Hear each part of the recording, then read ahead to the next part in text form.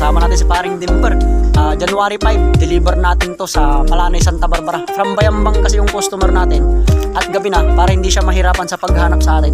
Kaya tayo nagbablog. Pinapakita na natin yung mukha natin para sa mga papasok na customer natin. Makita niya na legit talaga tayo nagpa-parts out.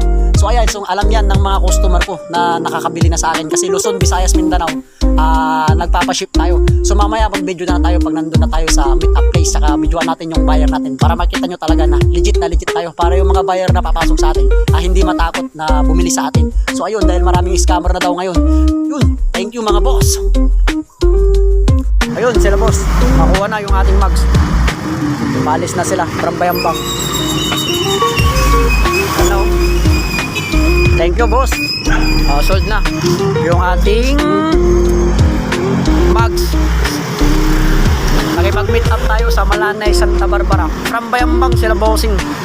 Palis na. Maraming salamat boss, thank you. Sold na. Ano sasabi mo paring Dimber? Okay. Good. Lagay natin yung picture nila bossing dito para saka yung ano niya.